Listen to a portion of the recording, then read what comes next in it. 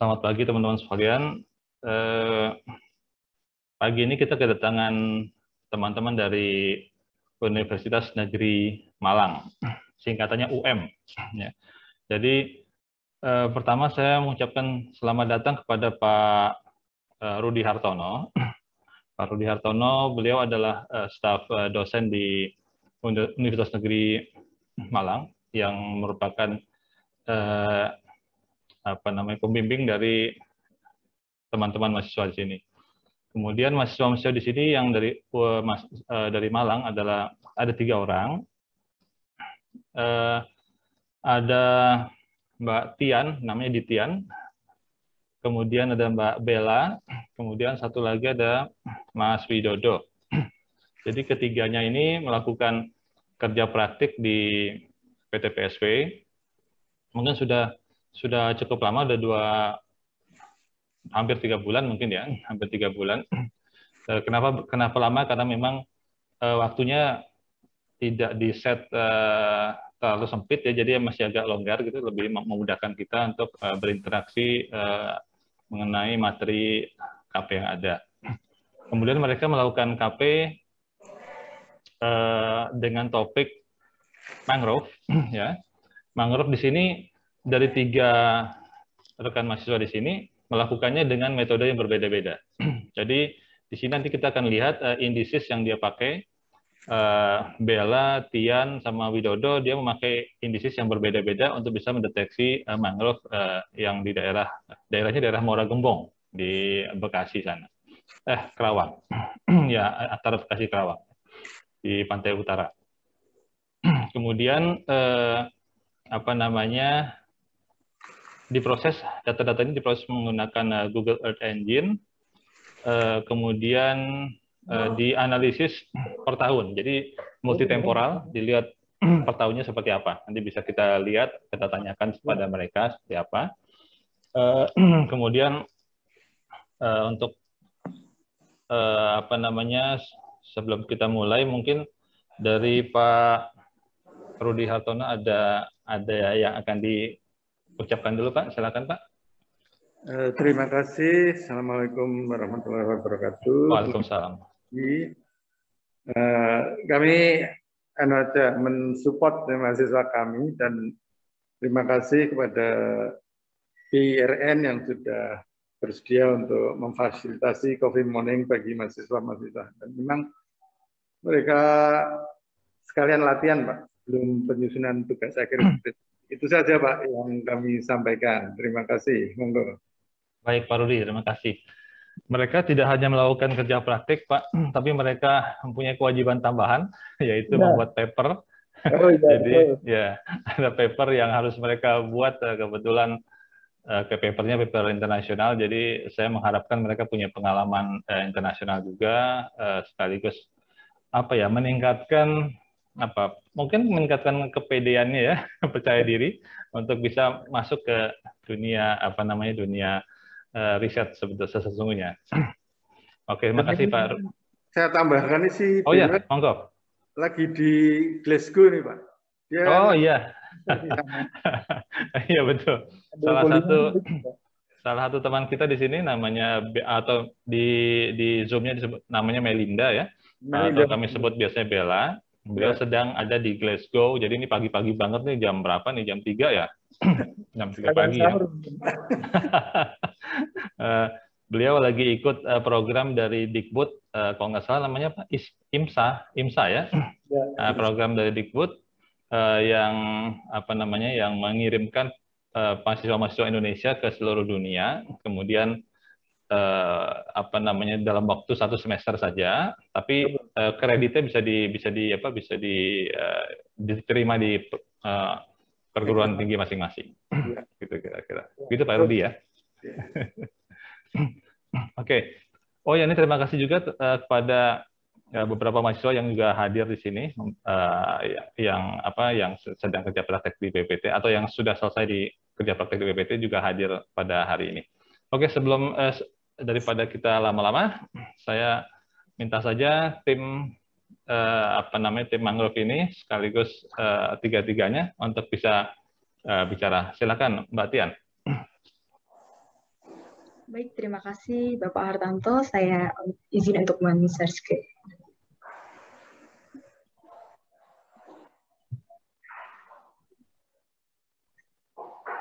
Apakah sudah terlihat?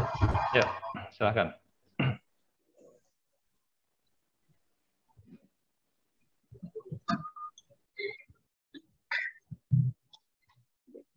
Assalamualaikum warahmatullahi wabarakatuh. Selamat pagi dan salam sejahtera bagi kita semuanya.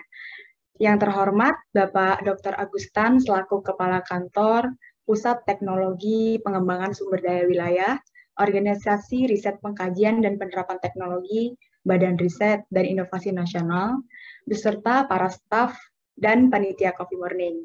Yang terhormat Bapak Hartanto Sanjaya SSI MSc selaku pembimbing kerja praktik. Yang terhormat Bapak DRS Rudi Hartono MSI selaku pembimbing kerja praktik dari kampus Universitas Negeri Malang, beserta teman-teman kerja praktik dan para hadirin sekalian yang kami banggakan.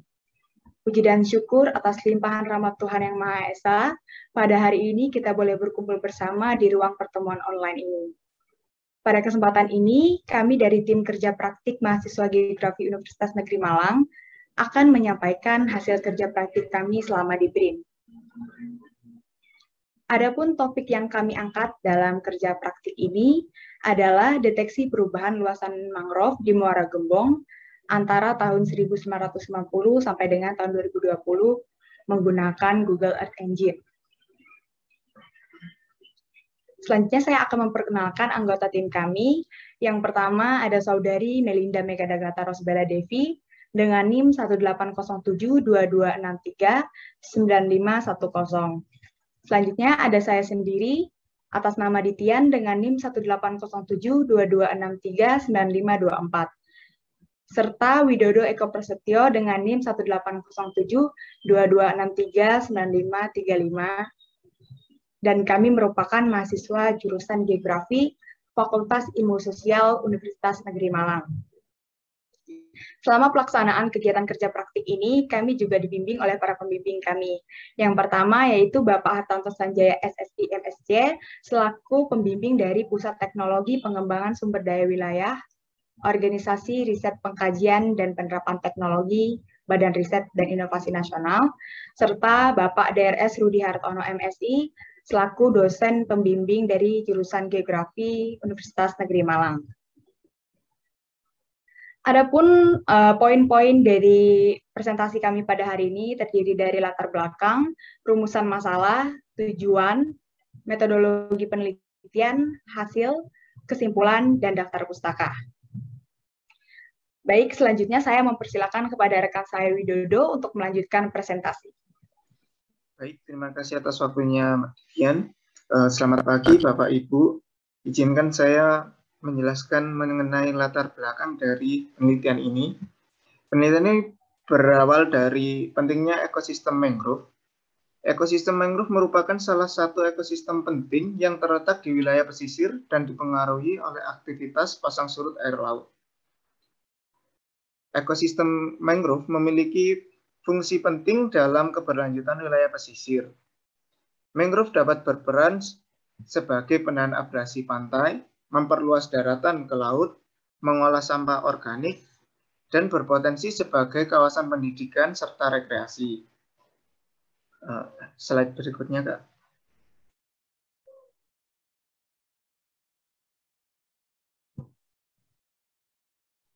Mohon maaf sedikit loading.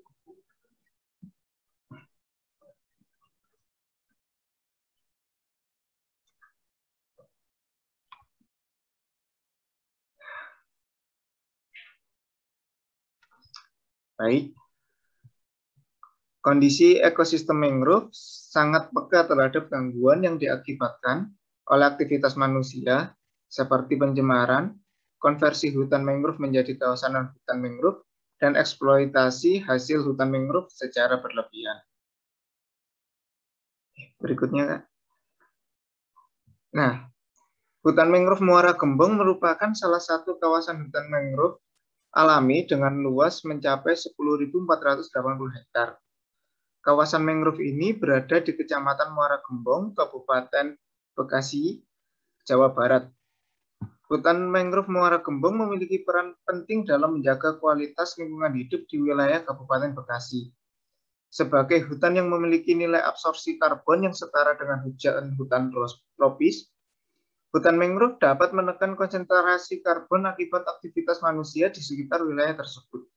Selain itu, hutan mangrove juga berperan dalam menjaga kualitas air tanah dan kondisi wilayah pesisir di Kabupaten Bekasi. Hal ini dipengaruhi oleh kemampuan alami dari akar mangrove yang dapat mencegah intrusi air laut, abrasi, dan penyemaran polutan. Akan tetapi, peran penting yang dimiliki oleh hutan mangrove Muara Gembong berada di bawah ancaman antropogenik. Ancaman tersebut berupa alih fungsi kawasan hutan mangrove menjadi kawasan tambak dan lahan pertanian yang persentasenya mencapai 93,5%. Ancaman antropogenik ini juga diperparah dengan adanya peningkatan kenaikan muka air laut yang cepat sebagai akibat dari pemanasan global. Inundasi yang terjadi tidak hanya berdampak pada hilangnya lahan mangrove secara langsung, tetapi juga berdampak pada menyempitnya lahan masyarakat yang sebelumnya merupakan lahan pertanian. Kajian terkait merupakan tutupan mangrove di Kecamatan Muara Gembong menjadi penting untuk menentukan tindakan preventif dan responsif dari ancaman antropogenik yang ada. Kajian ini dapat didukung dengan memanfaatkan data satelit penginderaan jauh. Halaman berikutnya, Kak.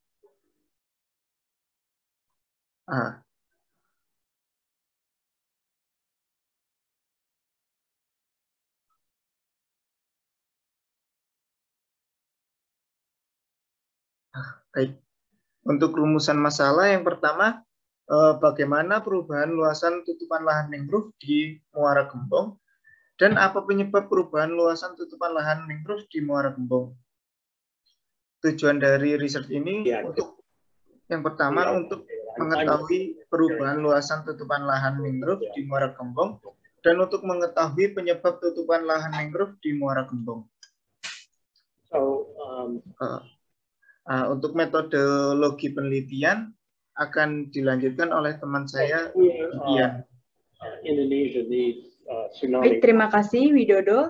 And then also, as I said before, I want to make sure that as we're talking about Mas Niko, tolong di-mute. tsunami warning, we also remember the climate aspects of the ocean. Baik, saya akan melanjutkan penyampaian terkait metodologi penelitian yang kami gunakan dalam pekerjaan kami ini. Yang pertama adalah lokasi penelitian. Lokasi yang kami gunakan dalam penelitian ini merupakan kawasan hutan mangrove Muara Gembong yang terletak di wilayah pesisir Kecamatan Muara Gembong, Kabupaten Bekasi, Jawa Barat. Di wilayah sebelah barat, kawasan ini berbatasan langsung dengan megapolitan Jakarta dan merupakan rangkaian ekosistem mangrove yang sama dengan ekosistem mangrove yang terdapat di wilayah Tanjung Pasir hingga ujung Karawang.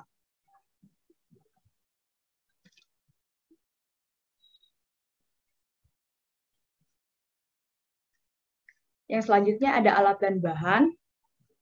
Kajian ini didukung dengan memanfaatkan data satelit penginderaan jauh, di mana penginderaan jauh ini menjadi alat yang baik dalam mengidentifikasi, menganalisis, memantau, dan mengevaluasi tutupan lahan secara spasio-temporal.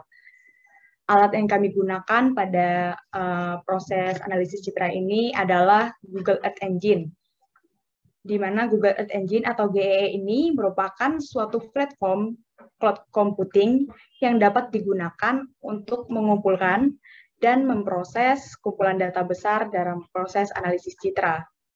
Arsip data yang terdapat di GEE mencakup data yang diperoleh dari satelit, serta kumpulan data vektor berbasis sistem informasi geografi, sosial, demografi, cuaca, model elevasi digital, dan data iklim. Platform ini dapat diakses di mana saja selama masih terjangkau dengan jaringan internet, serta tidak memerlukan pemrosesan yang besar dari komputer dan penggunaan software lainnya. Pengguna dapat menambah dan mengurangi koleksi data pada saat melakukan suatu pemrosesan citra. Hal ini dapat mendukung proses analisis data penginderaan jauh yang lebih mudah dan cepat dengan adanya data untuk deteksi perubahan, tren peta, dan kuantifikasi sumber daya yang ada di permukaan bumi. Yang selanjutnya, bahan. Data yang kami gunakan untuk analisis ini adalah citra Landsat 5 PM, citra Landsat 7 ETM, dan citra Landsat 8 OLI, serta batas AOI Mangrove Muara Gembong. Untuk citra Landsat 5 ETM ini kami gunakan untuk analisis citra pada tahun 90 dan tahun 2010. Citra Landsat 7 kami gunakan untuk analisis citra pada tahun 2000, dan citra Landsat 8 OLI kami gunakan untuk analisis citra pada tahun 2020. Adapun alasan penggunaan citra satelit ini berkaitan dengan resolusi spasial pada masing-masing Landsat, di mana Landsat 8 sendiri memiliki kanal-kanal dengan resolusi tingkat menengah yang setara dengan kanal pada Landsat 5 dan Landsat 7. Dengan demikian, produk-produk citra yang dihasilkan oleh Landsat 5 dan Landsat 7 pada beberapa dekade masih relevan untuk studi data time series terhadap Landsat 8. Lalu, mengapa kami menggunakan Landsat 5 untuk analisis pada tahun 2010? Hal ini disebabkan citra yang dihasilkan oleh Landsat 7 ETM pada tahun 2010 itu merupakan citra Landsat yang rusak karena satelit Landsat 7 ITM mengalami kerusakan scan line corrector atau SLC pada tahun 2003, sehingga data citra satelit yang dihasilkan tidak sempurna. Terdapat bagian yang berwarna hitam atau stripping pada citra yang merupakan area tidak terekam akibat dari kerusakan SLC ini. Lalu untuk pemilihan citra pada masing-masing tahun yang kami pilih ini didasarkan pada kualitas tutupan awan pada masing-masing citra yang terakuisisi di setiap tahunnya. Lalu selanjutnya ada indeks vegetasi. Data satelit penginderaan jauh telah banyak digunakan untuk pemantauan kondisi vegetasi, termasuk mangrove. Pendekatan penginderaan jauh yang dapat digunakan untuk analisis vegetasi yaitu adalah indeks vegetasi, di mana indeks vegetasi ini merupakan suatu algoritma yang digunakan dalam citra satelit untuk menunjukkan aspek vegetasi. Untuk memantau perubahan luasan mangrove di Muara Gembong, beberapa indeks vegetasi yang kami gunakan adalah MVI atau Mangrove Vegetation Index, lalu ada NDMI, yang merupakan Normalized Difference Mangrove Index, ada Modified Soil Adjusted Vegetation Index 2, dan juga Green Chlorophyll Vegetation Index. Yang pertama ada Mangrove Vegetation Index. Indeks vegetasi ini merupakan indeks vegetasi yang berfokus pada vegetasi mangrove itu sendiri, di mana band near dan green itu untuk melihat tingkat kehijauan mangrove, di mana mangrove biasanya walaupun tidak selalu memiliki warna hijau yang lebih pekat daripada vegetasi lainnya atau vegetasi terestrial. Lalu untuk band sphere 1 dan band green itu untuk melihat tingkat kelembaban dari vegetasi mangrove, di mana mangrove memiliki tingkat kelembaban yang tinggi dibandingkan dengan vegetasi terestrial lainnya. Untuk formula dari indeks vegetasi MVI ini sendiri dapat dilihat pada slide berikut ini.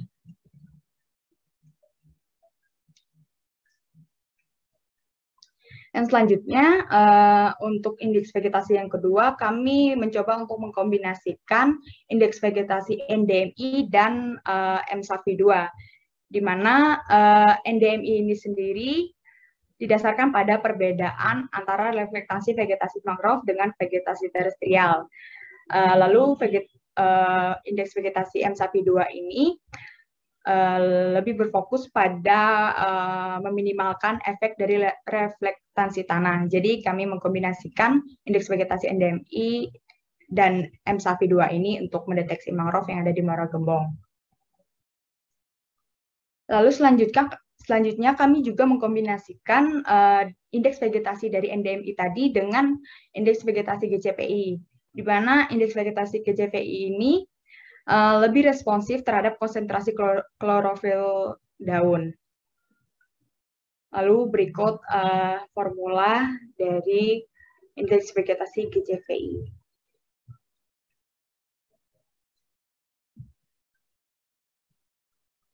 Lalu selanjutnya, ini merupakan diagram alir yang kami gunakan dalam pekerjaan kami ini.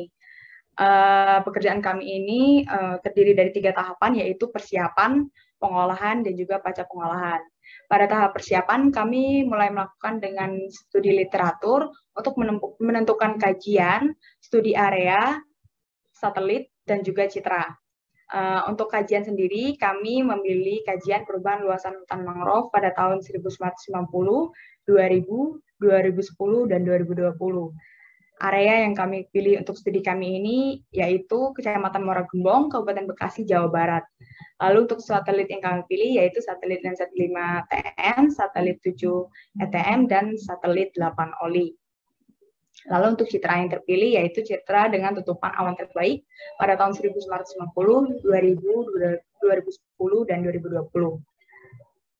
Lalu selanjutnya pada tahap pengolahan kami memulai dengan memotong batas AOI atau Area of Interest, di mana batasan ini merupakan kawasan pesisir Kecamatan Muara Gembong yang mencapai hingga 500 meter.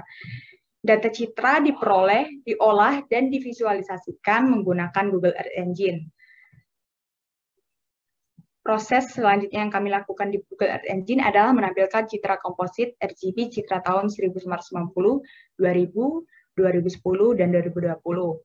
Dari citra yang kami peroleh tersebut, selanjutnya kami pertajam dengan band dari indeks vegetasi MVI, NDMI, dan M12, serta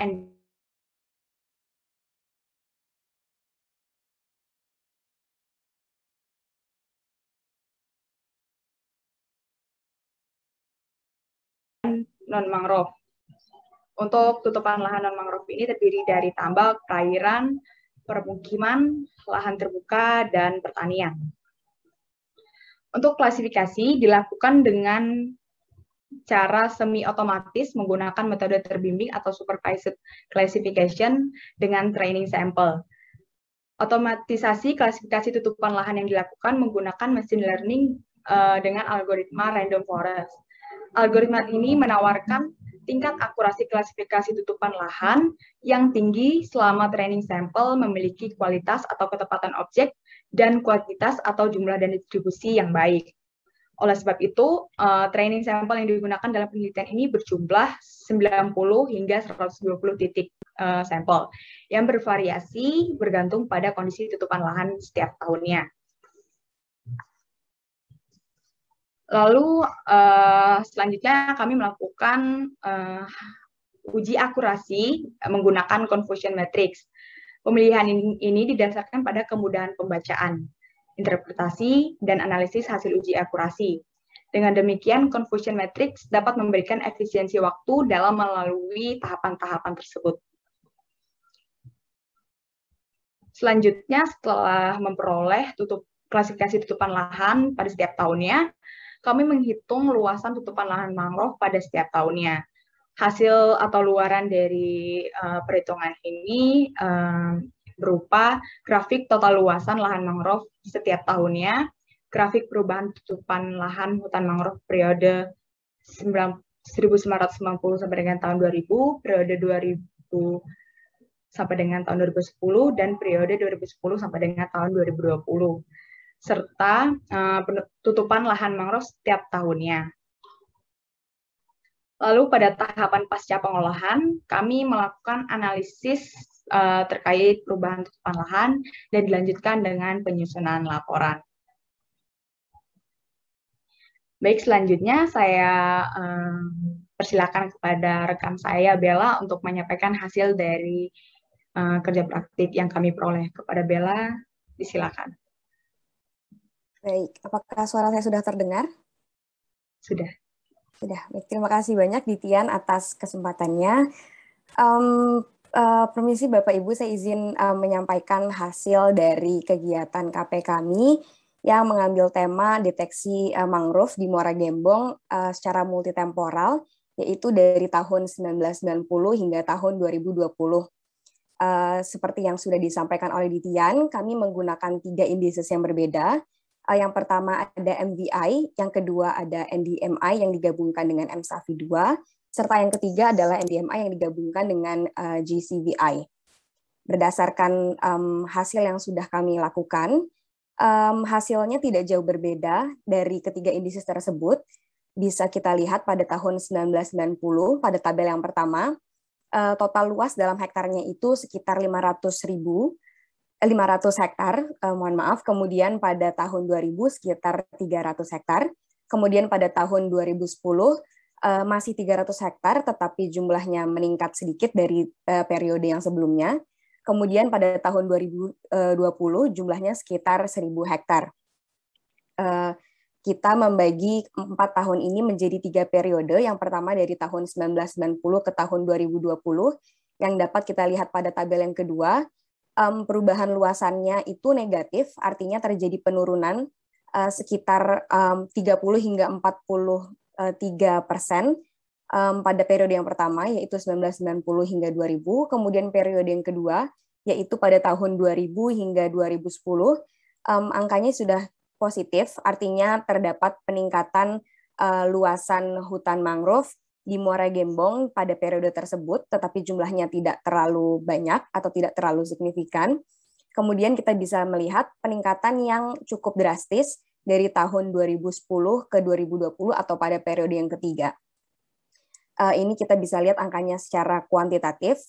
Apabila dilihat secara kuantitatif, hasilnya memang tidak jauh berbeda, Bapak Ibu, tetapi ada hal yang menarik nih, yang terletak pada hasil visualisasi dari ketiga indices tersebut. Mungkin bisa di next, Dityan.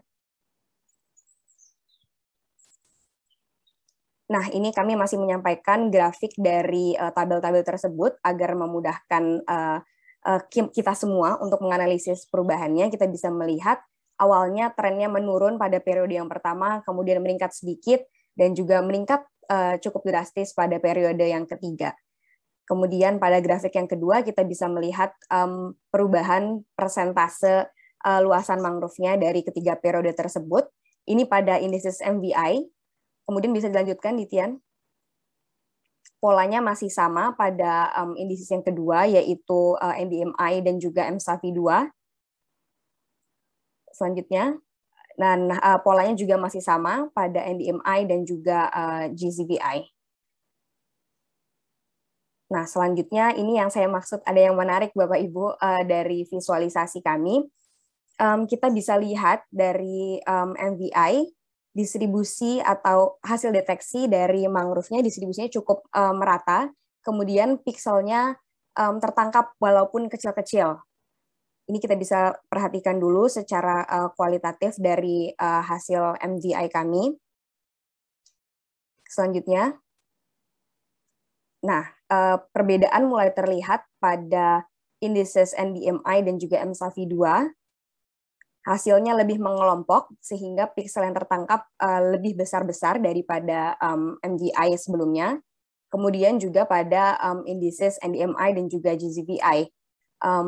Indices ini mampu mendeteksi kelompok mangrove yang jauh lebih besar daripada indices MVI. Nah, dalam arti lain, MVI mampu mendeteksi mangrove hingga pada ukuran piksel yang lebih kecil.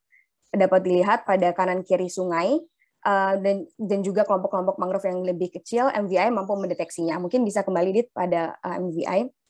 Nah, ini Bapak Ibu yang saya maksud pada kanan kiri sungai dengan pola linear memanjang.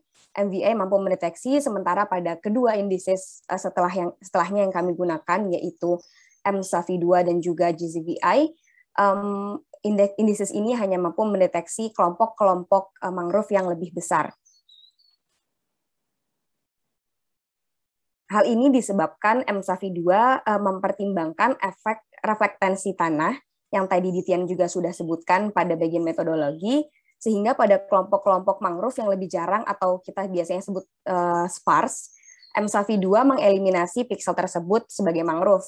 Sama halnya pula dengan GCVI yang mempertimbangkan kehijauan kanopi, sehingga pada kelompok-kelompok mangrove yang lebih jarang dan juga sparsif tadi, GCVI juga mengeliminasi tersebut sebagai mangrove, atau dalam arti lain tidak mendeteksi piksel-piksel tersebut sebagai mangrove karena kekuatan reflektansi tanah pada sekitarnya lebih kuat untuk indeks yang MSAV2, sementara untuk yang GZVI reflektansi klorofilnya tidak setinggi dari kelompok mangrove yang lebih besar ini. Sementara NBI mempertimbangkan dua hal yang tadi Ditjen juga sudah sampaikan, yaitu tingkat kehijauan dan juga kelembaban dalam rumus perhitungannya. Hal ini mengakibatkan keberadaan kelompok mangrove yang lebih kecil juga dapat ikut terdeteksi. Selanjutnya.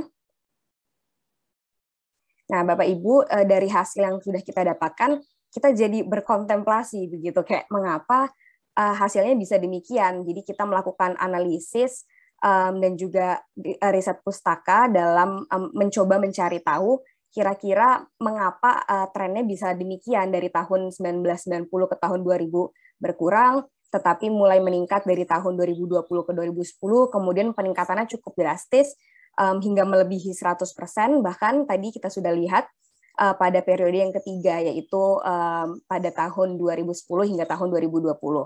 Nah, ternyata Bapak Ibu, tutupan lahan mangrove Muara Gembong mengalami perubahan yang signifikan selama 30 tahun terakhir. Tetapi perubahan ini fluktuatif, yang tadi sudah saya sampaikan, ada yang berkurang, ada yang meningkat. Nah, perubahan ini dipengaruhi oleh alih fungsi lahan menjadi kawasan tambak, permukiman, dan pertanian. Nah, tren pada periode yang pertama, yaitu 1990 ke 2000, dan seperti yang kita ketahui bersama, di mana pada tahun 98 terjadi krisis moneter, sehingga di Muara Gembong terjadi konversi lahan hutan menjadi tambak secara besar-besaran, yang sehingga bisa mengurangi luasan lahan mangrove hingga 43% tadi yang sudah kita lihat dari tahun yang sebelumnya. Akan tetapi tambak-tambak tersebut hanya bertahan hingga pada tahun 2005. Mengapa? Karena dari mulai tahun 2005, tren intrusi air laut di Muara Gembong ini cukup tinggi, Bapak Ibu. Nanti mungkin kita bisa lihat saat demo Google Earth Engine Apps yang sudah kita lakukan. Kita juga menampilkan citra RGB di sana, jadi kita bisa lihat jumlah atau besaran atau luasan air laut yang memasuki dataran Muara Gembong secara kualitatif. Kemudian perubahan ini juga dipengaruhi oleh alih fungsi lahan menjadi permukiman dan pertanian akibat peningkatan jumlah penduduk di Kecamatan Muara Gembong dan juga wilayah sekitarnya. Karena tadi Ditjen sudah sampaikan bahwa Muara Gembong ini dekat dengan kota-kota besar, Jakarta, Kota Bekasi, Kabupaten Bekasi, sehingga peningkatan jumlah penduduk di sekitar wilayah tersebut juga akan memengaruhi luasan lahan yang ada, luasan lahan mangrove maksud saya yang ada di Muara Gembong. Karena semakin tinggi jumlah penduduk, maka permintaan ataupun tekanan penduduk terhadap lahan, baik untuk tempat tinggal, untuk sumber bahan makanan, dan juga untuk kegiatan ekonomi, juga semakin meningkat. Bahkan menurut Nugraha DKK dan juga Al-Jahdali DKK tahun 2021, Towers DKK tahun 2019, serta Burke dan David tahun 2017, berdasarkan hasil literatur yang kami baca, bahwa perubahan tutupan lahan mangrove itu juga disebabkan oleh kondisi politik, ekologi, dan juga ekonomi pada masa sebelumnya. Begitu pula juga dengan kebijakan pengolahan hutan mangrove yang tumpang tindih antara pemegang kekuasaan, itu juga dapat memengaruhi konversi mangrove menjadi non-mangrove seperti itu. Mungkin bisa dilanjutkan, Ditjen. Ditjen belum di-unmute ya. Terima kasih. Terima kasih banyak Bella yang telah menyampaikan hasil dari kerja praktik di BRAIN ini. Dari hasil yang telah disampaikan, kami menyimpulkan bahwa perubahan tutupan lahan mangrove Muara Gembong pada tahun 1990 sampai dengan tahun 2020 mengalami penurunan yang cukup besar. Lalu untuk peningkatan luas mangrove mulai terjadi pada tahun 2000 hingga tahun 2010 dan terus berlangsung hingga tahun 2020. Yang kedua, perubahan tutupan lahan mangrove dipengaruhi oleh alih fungsi lahan menjadi kawasan permukiman, pertanian, dan tambak dalam 30 tahun terakhir akibat peningkatan penduduk di Kecamatan Muara Gembong. Hal ini dipengaruhi letak Kecamatan Muara Gembong yang berada dekat dengan megapolitan Jakarta, serta kota satelit yang ada yaitu Kota Bekasi dan Kabupaten Bekasi. Respon ideal yang dapat diambil untuk mengatasi masalah ini adalah dengan memperketat regulasi, implementasi, dan pengawasan baik oleh masyarakat secara partisipasi maupun oleh pemerintah.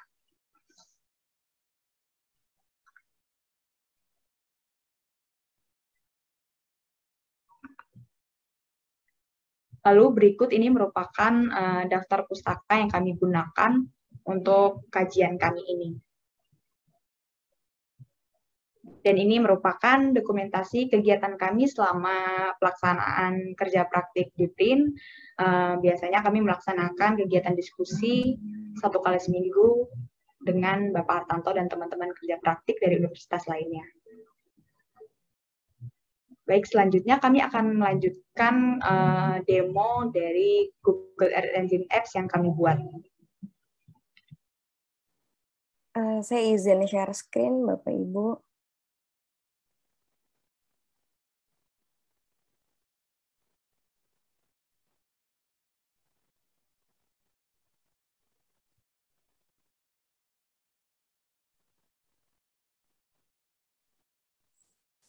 Apakah layar saya sudah terlihat?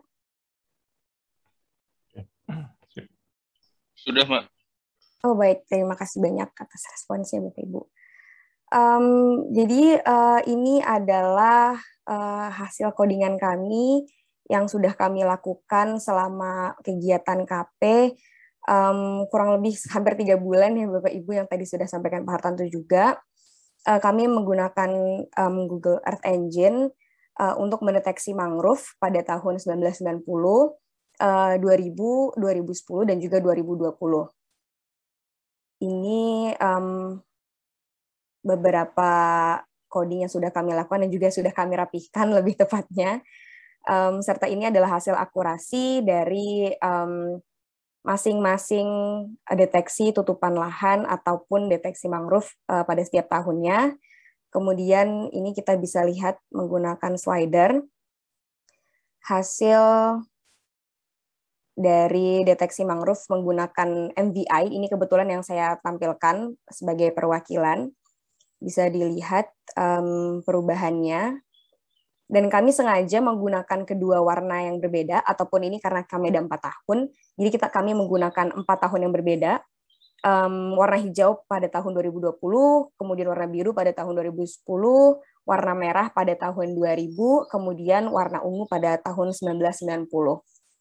Tujuannya agar memudahkan para user untuk melihat perbedaannya dari masing-masing tahun, karena pada awalnya kami menggunakan satu warna saja, tetapi hasilnya menjadi bias, karena yang awalnya kami pikir, oh ini bertambah gitu setiap tahunnya atau berkurang setiap tahunnya, ternyata terjadi fluktuasi seperti itu. Ini mungkin bisa saya tampilkan juga yang merupakan citra RGB-nya. Yang sebelah kiri pada tahun 2020, yang kanan pada tahun 1990. Sorry.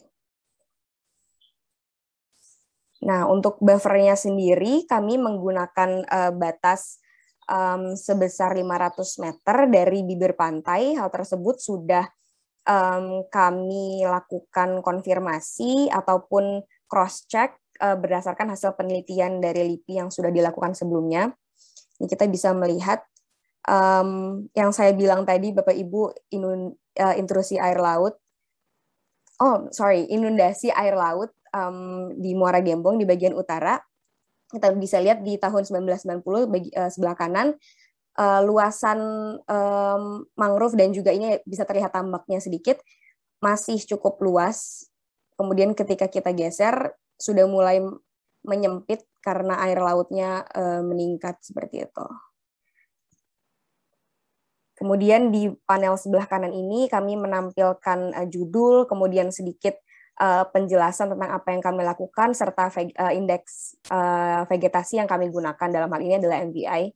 Kemudian kami juga menampilkan grafik yang tadi kami cantumkan juga di PowerPoint, yaitu mangrove area dalam hektar, serta decadal mangrove area change of Muara Gembong Bekasi, atau skala 10 tahunan perubahan tutupan lahan mangrove di Muara Gembong dari tahun 90 ke 2000, kemudian 2000 ke 2010, dan juga 2010 ke 2020. Nah, dari script ini kami mencoba untuk membuat Google Earth Engine applications-nya juga, Bapak Ibu. Mungkin bisa saya tampilkan juga sebentar.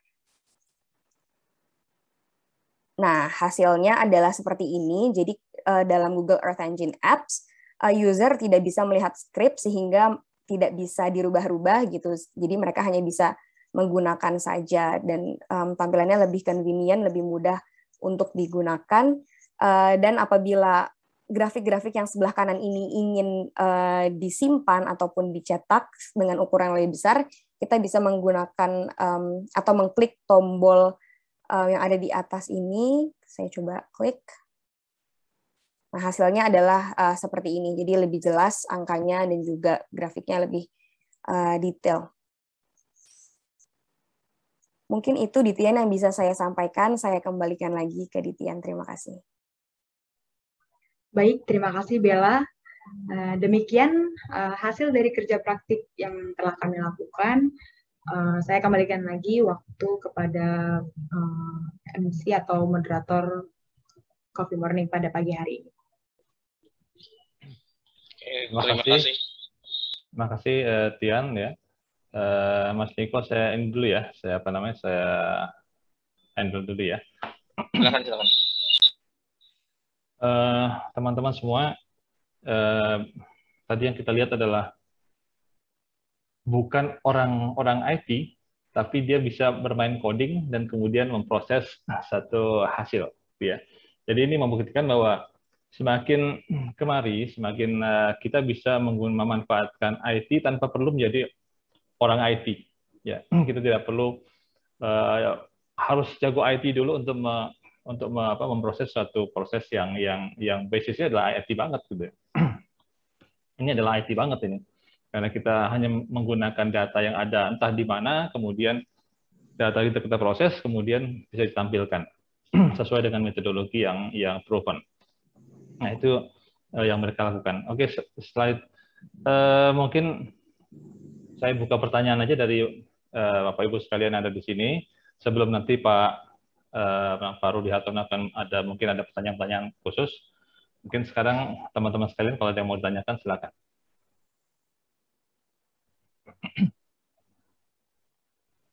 Saya mau bertanya, Pak. Monggo, Mas. Silakan. Sederhana saja, maksudnya saya ingin bertanya kenapa menggunakan Google Earth Engine selain daripada archive yang mereka miliki.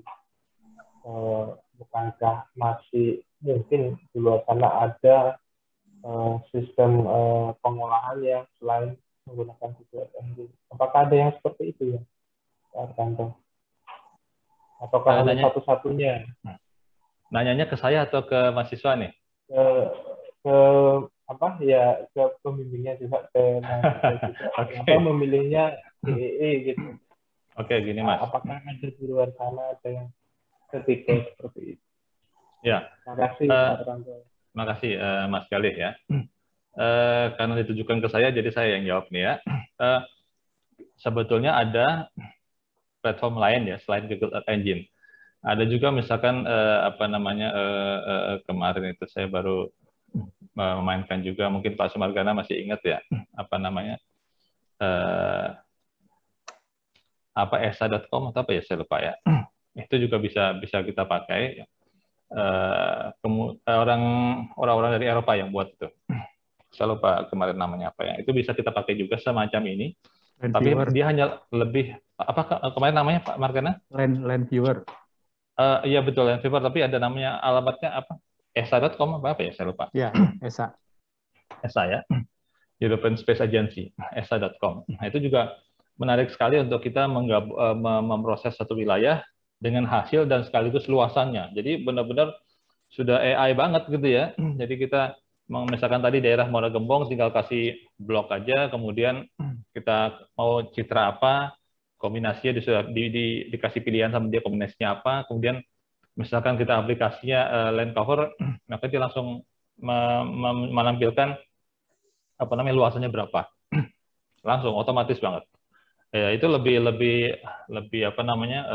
lebih cepat dari sisi itu, tapi nggak bisa kita main-mainkan di belakang, ya, nggak bisa kita main-mainkan di belakang. Kalau di Google Earth Engine masih bisa kita olah-olah. Selain itu juga ada lagi yang resolusi tinggi, itu biasanya produksi dari para providernya ya, seperti Planet, kalau nggak salah mereka juga punya. Saya lupa nama browser itu apa ya. Mereka juga punya seperti itu, Mas Galih. Jadi kita bisa loginnya free, kemudian kita tinggal mau daerah mana, dan itu high resolution, bukan medium resolution seperti Google Earth Engine. Ya. Tapi bukan berarti Google Earth Engine nggak bisa untuk ke high resolution, cuma high resolutionnya dari high resolution data high resolution dari kita. Kita bisa upload ke ruang yang mereka sediakan, kemudian bisa kita olah juga. Sama saja bisa. Tapi mereka tidak menyediakan yang free tadi. Mungkin itu aja, Mas Galih. Intinya adalah yang lain juga ada. Gitu. Baik, terima kasih Pak Hartanto. Terima kasih, Mas Galih. Ada lagi yang lain, silakan.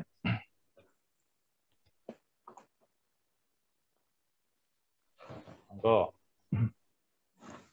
Biasanya Bu Marina nih banyak tertarik masalah teknisnya. Silakan Bu Marina.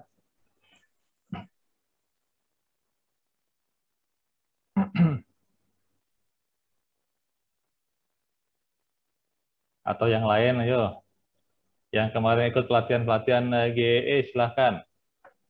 Ini teman-teman pelatihan juga nih. sesama murid, sama pelatihan maksudnya, bukan murid.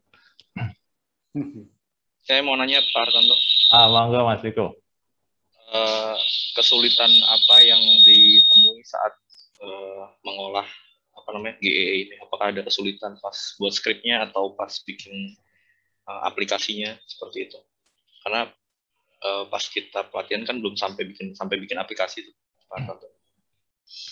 Pertanyaannya diajukan kepada mahasiswa ya, jangan ke saya ya. Iya, ke mahasiswanya. Oke, silakan. Apakah Mbak Tian atau Dodo atau apa? Bella, silakan. Baik, saya izin menjawab ya untuk pertanyaan ini. Banyak sekali kesulitan untuk proses pembuatan hasil ini. Mulai dari kami harus belajar Google Earth Engine dari awal, sebelumnya kami juga mengikuti pelatihan-pelatihan yang dibagikan oleh Bapak Hartanto, sehingga kami bisa membuat sampai pada Google Earth Engine Apps ini. Nah, adapun kesulitan itu berupa kayak, misalnya kan setiap dari masing-masing kita bertiga ini, dalam satu tim ini juga menggunakan indeks vegetasi yang berbeda-beda. Nah, jadi dari setiap skripnya itu pasti harus dikoreksi atau dibuat ulang lagi, menyesuaikan dengan masing-masing indeks vegetasi yang kami buat, mulai dari nilai band-nya harus berapa, menyesuaikan dari MVI itu berapa untuk mendeteksi mangrove, dari NDMI dan MSAFI itu berapa nilai band-nya, dan juga pada NDMI dan KCVI tersebut. Lalu tidak hanya sampai di situ, banyak juga keeroran lainnya yang dimana sebelumnya kan kami tidak terlalu memahami terkait GE ini, sehingga setelah menemukan keeroran itu, kami jadi belajar dan terus belajar, dan pada akhirnya menemukan titik terang dari permasalahan kami tersebut. Jadi ketika menemukan keeroran itu tidak menjadikan kami menyerah atau putus asa, tapi kami malah menjadi semangat untuk mengulik kenapa ini terjadi, kenapa kok bisa error, apa sih yang salah begitu. Padahal kita sudah menggunakan skrip yang dibagikan oleh Bapak Hartanto ataupun teman-teman yang membagikan ilmunya terkait skrip yang kami gunakan. Begitu. Lalu untuk sampai kepada Google Earth Engine Apps itu, kami juga belajar dengan teman-teman dari ITS. Kami ucapkan banyak terima kasih karena telah membagikan ilmu kepada kami. Begitu jawaban dari pertanyaan sebelumnya. Terima kasih. Mungkin saya izin menambahkan, boleh Pak Hartanto? Silakan. Tadi juga yang disampaikan oleh Bapak dari BRIN, saya lupa namanya, mohon maaf Pak, tadi kurang terdengar. Kesulitan lainnya tentu saja pada proses visualisasi, karena pada pelatihan kemarin kami hanya hingga tahap klasifikasi begitu ya Pak Hartanto ya, hingga mengetahui luasan mangrove-nya saja. Sementara untuk kegiatan KP ini kami diminta dan juga kami ingin menampilkan hingga hasil visualisasi yang memuaskan begitu. Jadi proses visualisasi kemarin juga cukup sedikit pusing karena kami juga harus cari-cari code-nya di internet dan menyesuaikan dengan apa yang kami mau, karena kan yaitu grafiknya kami sesuaikan lagi, terus kemudian warna paletnya juga kami sesuaikan lagi, letak panelnya dan segala macamnya, hingga visualisasi yang tadi Bapak Ibu dan teman-teman bisa saksikan itu juga cukup banyak penyesuaian. Dan betul tadi yang sudah disampaikan di Tian, kami juga dibantu oleh teman-teman KP yang lain, sehingga pada kesempatan ini juga kami ingin mengucapkan terima kasih banyak untuk teman-teman semuanya yang udah ngebantu kami. Dan mungkin kalau bisa saya kasih spoilernya dikit, codingan visualisasinya saja itu begitu Pak, itu dari 514, jadi dari baris ke 514 hingga 786. Jadi codingan visualisasinya sendiri sudah sangat banyak, yang biasanya ketika kita gunakan aplikasi konvensional biasanya itu sudah ditampilkan oleh mereka, kita tidak perlu memusingkan proses visualisasi itu begitu. Paling hanya memilih warna dan segala macamnya, urutannya begitu. Tapi di Google Earth Engine ini kita dikerjain untuk bisa menyusun sendiri skripnya seperti yang apa kita mau. Tapi ya itu dibalik kekurangannya tentu saja keluasan ini juga bisa menjadi hal yang positif menurut saya, karena jadi itu tadi tergantung kita maunya seperti apa, menyesuaikannya jadi lebih sesuai kebutuhan. Itu sih Pak yang ingin saya tambahkan. Terima kasih. Oke, terima kasih Bella. Gimana? Kalau Mas Dodo, apa Mas Dodo nih? Ada nggak nih yang bisa sampaikan? Ya, kalau dari saya itu Pak, kalau sudah error, saya kan untuk cowok biasanya memang sulit teliti ya Pak. Jadi kalau sekali ada error ini, waduh ini di mana, saya udah pasti begitu. Akhirnya scroll pelan-pelan harus cari satu. Itu kalau dari saya itu sih. Tapi untungnya teman-teman saya cewek sehingga masih ada yang membackup gitu Pak. Begini kamu yang error, oh iya juga ya kadang saya gitu. Gitu kalau dari saya Pak. Iya, terima kasih Mas Dodo. Jadi mereka di sini selain dari Universitas Negeri Malang, juga ada dari beberapa perguruan tinggi lain yang kebetulan kerja praktik yang sama-sama di kita di PT PSW, yaitu dari ITS ada, kemudian dari dari Unila Lampung, ada dari ITERA Institut Teknologi Sumatera, dan satu lagi dari Kalimantan Barat. Kalimantan Barat apa yang namanya saya jadi lupa. Universitas Tanjung Pura. Tanjung Pura, betul. Aduh, Pak. Tanjung Pura ya. Itu kita sama-sama belajar di sini, dan saya memang tekankan ke mereka, tolong saling berbagi. Kalau ada yang nggak bisa tanya, kalau ada yang merasa bisa, bagikan ilmunya. Jadi itu yang saya terapkan kemarin seperti itu. Oke, ada lagi yang ditanyakan mengenai teknis ini? Mungkin saya Pak contoh. Oh ya, silakan Pak Rudi. Oh ya, sekarang Pak Rudi nih. Sekarang giliran Pak Rudi nih. Monggo Pak. Ya, oke. Terima kasih. Ini apa ya, dari dulu setiap kali mahasiswa skripsi tentang vegetasi itu saya penasaran apakah ya pengolahan digital image itu bisa dibuat detail. Artinya begini Pak, mangrove itu kan ada spesiesnya macam-macam ya, ada yang Brugurea, Rhizopora, dan lain-lain. Nah tadi di uraian Bella dan kawan-kawan itu mereka bisa membedakan mangrove dan vegetasi non-mangrove, bahkan itu artinya vegetasi yang bukan non-mangrove kan bisa terdeteksi. Nah, pertanyaan saya, apakah yang spesies mangrove itu tidak bisa gitu? Ya, itu ya. Atau karena resolusi citranya ini kan tergolong menengah, citra resolusi menengah.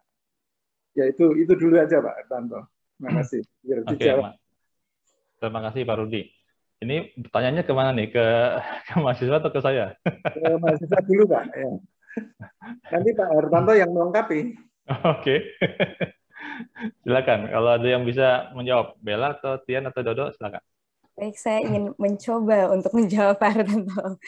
Jadi Silakan. begini, Pak Rudi, kebetulan juga waktu itu kami juga sempat menanyakan ke Bu Ike terkait topik kami.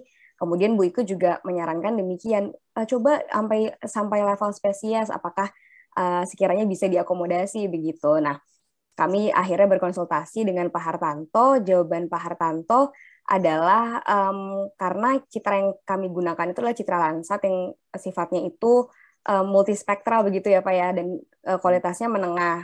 Untuk analisis vegetasi hingga spesiesnya, kami membutuhkan data citra hyperspektral Pak Rudi, dan itu masih belum dapat kami gunakan ataupun belum dapat kami akses, dan mungkin tidak gratis begitu ya Pak ya kalau misalnya hyperspektral, dan juga mungkin butuh ke lapangan, dan sekarang situasinya sedang COVID, jadi kita mobilisasinya juga terbatas dengan jangka waktu KP juga yang kurang panjang mungkin untuk melakukan survei secara masif di Muara Gembong secara besar-besaran dengan jumlah kami yang hanya 3 orang, sehingga kami memutuskan untuk mendeteksi atau memisahkan antara mangrove dan non-mangrove saja menggunakan citra Landsat. Begitu Pak Hartanto, Pak Rudi. Oh, dan juga ini kami menggunakan citra Landsat karena analisis kami kan 30 tahun begitu ya Pak. Jadi dari tahun 1990 hingga tahun 2020, dan citra Landsat lah yang mampu mengakomodasi temporal tersebut seperti itu. Mungkin Pak Hartanto, saya ada salah atau ada yang ingin ditambahkan Pak? Kalau Tian, ada tambahan dari Tian dulu sebelum saya nantiin? Ada? Belum ada Pak. Oke. Ya. Terima kasih ya Bella. Tadi benar yang dikatakan Bella tadi. Saya pernah ditanyakan juga mengenai deteksi per spesies gitu ya. Yang pernah saya dan teman-teman lakukan mungkin 10 tahun yang lalu ya, udah lama sekali. Nah, kita mendeteksi mangrove untuk beberapa wilayah di Indonesia, antara lain di Bali Selatan, kemudian di Jakarta Utara, dan juga di daerah Padang, dekat kota Padang sana. Nah, yang kita lihat itu adalah spesiesnya. Kemudian citranya memang benar tadi, yang idealnya kita pakai citra yang hyperspektral, artinya jumlah bandnya itu untuk dalam satu rentang yang sama, rentang visual terolah ya, misalkan tentang visual, itu kita bisa hasilkan kanal atau band di atas 100 band. 140 sampai ada yang 240 band, Pak. Nah, tapi memang citra hyperspektral ini tidak dibagikan secara free, dan itu kita harus rekam sendiri. Artinya pada saat itu kami juga tidak menggunakan data ini ya, data hyperspektral, tapi kemudian kami menemukan suatu metode yang bisa menganalisis pixel. Jadi kita bermainnya adalah menganalisis pixel, artinya kita bermain dengan subpixel. Subpixel itu kita menganalisis dalam satu pixel dia adanya apa saja. Nah, dengan menggunakan metode namanya linear spectral unmixing atau LSU. Kemudian kita terapkan pada citra waktu itu citra Landsat dan citra spot. Dan kita bisa dapatkan bahwa dalam satu kotak pixel itu, yang kalau Landsat 30 kali 30 meter, kalau spot saat itu yang 10 kali 10 meter, Pak ya, bukan yang terbaru sekali, masih 10 kali 10 meter. Itu kita bisa lihat komposisinya. Jadi misalkan kita punya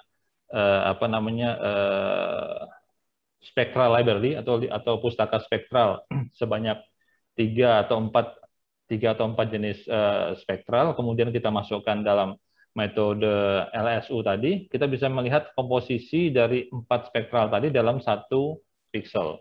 Tentunya ada bagian error juga.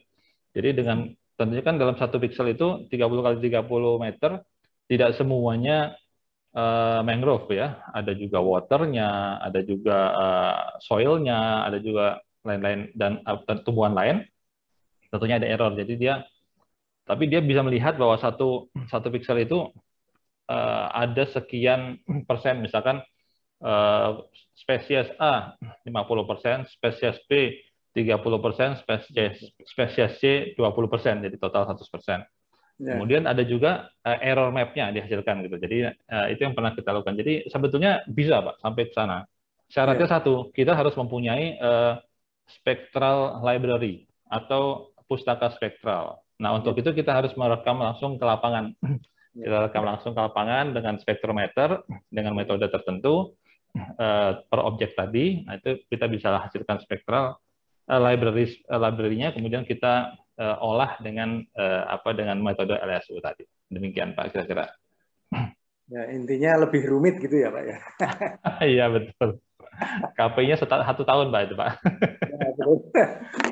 Ya, itu saja Pak dari saya. Ya, saya secara pribadi mengucapkan banyak terima kasih pada Pak Ertanto dan mungkin rekan-rekan yang lain atas bimbingan ke mahasiswa UM ini ya. Ya Pak, terima kasih sama-sama Pak.